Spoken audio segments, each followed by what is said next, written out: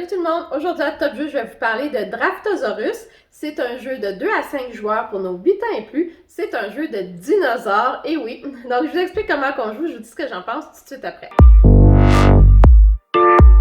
Alors le jeu Draftosaurus vient avec une planche que l'on va donner à chacun des joueurs, un dé et plusieurs dinosaures qu'on va mettre dans un petit sac.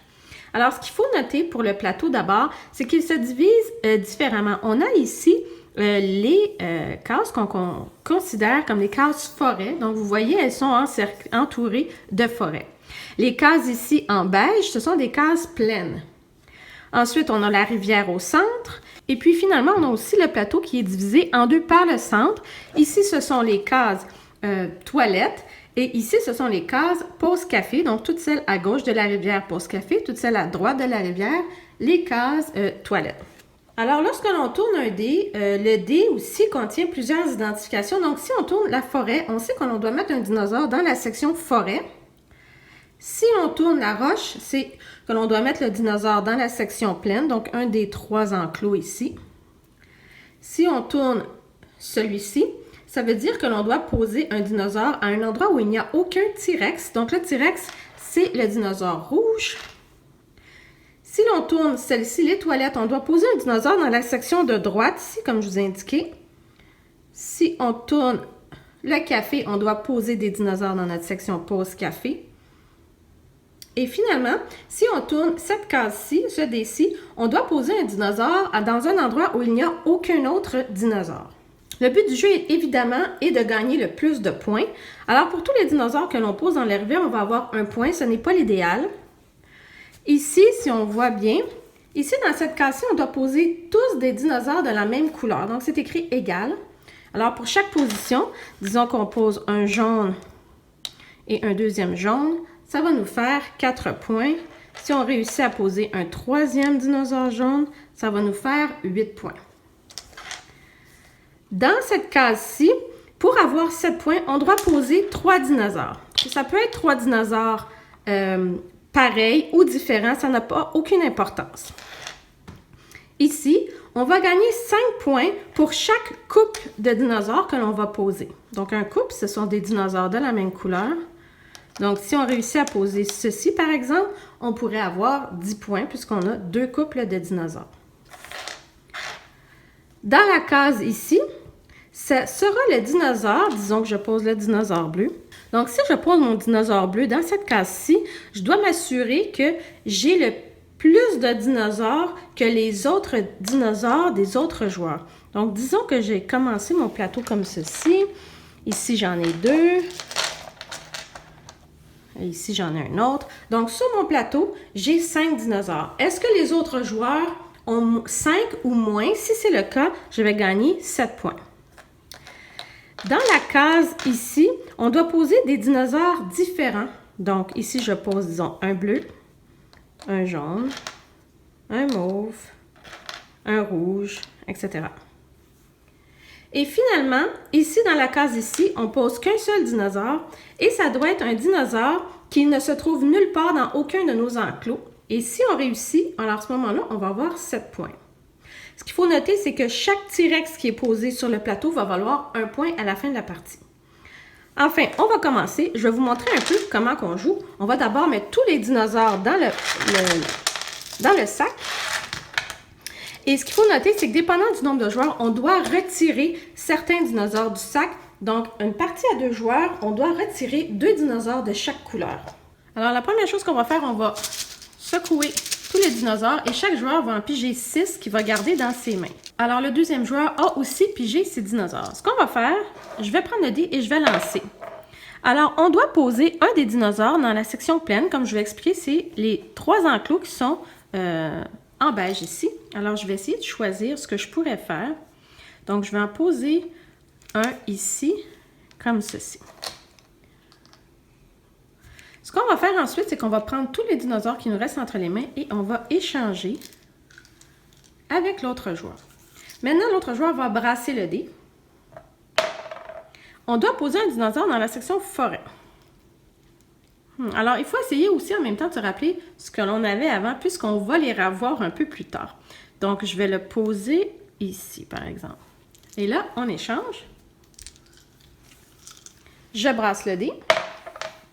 Dans la section café, donc la moitié gauche de la rivière, c'est parfait. Je continue à mettre des dinosaures dans ma section où il faut avoir tous des dinosaures de la même couleur. Mon adversaire fait la même chose. On échange. On brasse le dé. Dans la section toilette, donc tout à droite de la rivière, donc moi je vais peut-être mettre un ici comme ceci. On échange encore. Je brasse le dé. Tasse café, pause café. Parfait. Alors, je peux mettre mon deuxième dinosaure pour avoir le couple ici. Finalement, dernier échange. On brasse le dé. Pause café encore. C'est excellent. Alors, la première manche est terminée. Il y a toujours 2 manches. Alors, ce qu'on fait, je vais repiger 6 nouveaux dinosaures dans le sac. Même chose pour mon adversaire. Alors, on part avec 6 nouveaux dinosaures. Donc, je tourne le dé à nouveau. Pause café, ça tombe bien. Moi, je continue à mettre des dinosaures oranges dans cette section-ci. On échange. On brasse le dé. Alors, il faut mettre un dinosaure dans un enclos où il n'y a aucun dinosaure. Alors, je vais, en regardant le tableau de l'autre joueur, je vois qu'elle n'a aucun dinosaure bleu. Moi, ça va bien pour moi. Alors, ce que je vais faire, je vais mettre mon dinosaure ici. On échange. On tourne le dé. Il faut mettre un dinosaure à un endroit où il n'y a pas de T-Rex ou si on a un T-Rex entre les mains, on peut aussi mettre un T-Rex mais dans un enclos où il n'y a pas de T-Rex. Moi, je continue pour avoir beaucoup de points dans cet enclos-ci. On échange. Donc, à 3 joueurs, on va échanger avec la personne de gauche. Pause café. Je pourrais commencer un nouveau couple ici ou je pourrais commencer, tiens, je vais essayer d'en remplir 3 de ce côté-ci. On échange. Je brasse. Du côté toilette, je vais mettre ici comme je... Non, je ne peux pas mettre celui-là puisque j'ai déjà un dinosaure ici. Alors, je vais mettre celui-ci, je n'ai pas le choix. Je peux par contre décider de le mettre dans la rivière. À ce moment-là, si je le mets dans la rivière, oui, il va faire un point. Par contre, il ne va pas affecter aucun de mes enclos, ni le compte à la fin de la partie. Mais je vais le mettre ici. Et finalement, on brasse. Alors, il faut le mettre dans un enclos où il n'y a rien du tout. Je suis très chanceuse, je vais le mettre ici. Mais je pourrais décider de le mettre dans la rivière. À ce moment-ci, on a complété le jeu. Le jeu est fini et c'est maintenant le temps de compter les points. Je vais commencer ici. Alors, j'ai réussi à accumuler 18 points pour mes dinosaures ici. Alors, 18. Ensuite, si je n'ai pas réussi, malheureusement, par contre, je vais compter la quantité de T-Rex que j'ai sur mon plateau. J'en ai 2. Mes T-Rex vont me donner 2 points. Ensuite, ici, j'ai un couple. Donc, 5 points pour mon couple. Ensuite, ici, je regarde, est-ce que dans mon enclos, combien j'ai de dinosaures bleus? J'ai 3 dinosaures bleus et je regarde dans l'enclos de mon voisin, elle n'en a qu'un seul. Donc, je vais gagner le point ici, qui est 7 points. Ici, je suis rendue à 3. Et ici, oui, en effet, aucun de mes autres enclos n'ont de dinosaures jaunes, donc je vais gagner 7 points. Et je pourrais faire mon total. Maintenant, je vais compter le plateau de mon adversaire. Alors, elle a 18 points pour les dinosaures mauves ici en haut. Aucun point ici. Ici, elle a fait un couple, donc 5 points pour le couple. Ensuite, elle a 3 T-Rex, donc 3 points pour les T-Rex. Si on regarde celle-ci, elle a 3 T-Rex sur son plateau, alors que moi, je n'en ai que 2. Donc oui, elle réussit à gagner le point ici, les 7 points. Ici, elle a un dinosaure.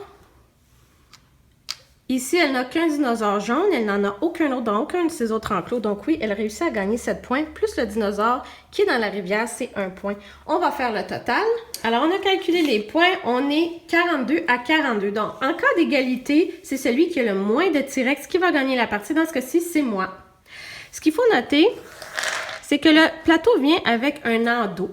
Alors, l'endos, c'est un petit peu similaire, un peu plus complexe. Par contre, vous pouvez aller voir les règles. Par exemple, celui-ci, il faut mettre un T-Rex d'une couleur, une autre couleur et intermittent comme ceci.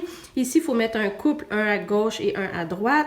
Ici, on n'a pas le droit de mettre des T-Rex de même couleur qui vont se toucher, etc. Donc, on peut utiliser le tableau hiver qu'ils appellent pour jouer à Draftosaurus. Alors, ce que je pense de Draftosaurus, on a beaucoup aimé le jeu. D'abord, principalement parce que c'est un jeu qui est très court. Donc, il se joue en 2 manches avec 12 dinosaures et c'est tout. Donc, ça, c'est le fun. C'est un jeu qui est très simple. Donc, le plateau, on comprend très bien où on peut placer notre dinosaure. C'est à nous de prendre des décisions. Le fait qu'on change de dinosaure entre les mains de chaque joueur, c'est aussi très intéressant parce qu'on peut se rappeler c'est quoi les autres dinosaures qu'on a vus pour essayer de planifier ce qu'on va mettre sur notre plateau.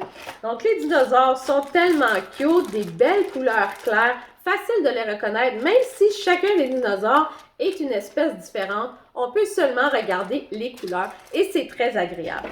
On a joué plusieurs parties, on a aussi joué plusieurs parties du côté hiver. On a préféré le côté été, mais c'est le fun aussi que le jeu nous permet de le faire, de changer une fois de temps en temps et d'avoir un peu plus de difficulté de l'autre côté. C'est sûr que ça m'a pris un peu de temps avant d'apprendre ce que les dés voulaient dire. Ça m'a pris un peu de temps à apprendre ce que chacun des enclos, qu'est-ce qu'on peut mettre dans chacun des enclos. Par contre, une fois qu'on a appris tout ça, c'est très, très agréable de jouer un jeu court, simple, beaucoup de plaisir. Donc, je vous le recommande. N'oubliez pas de subscribe, donnez-moi des thumbs up et je vous vois à la prochaine!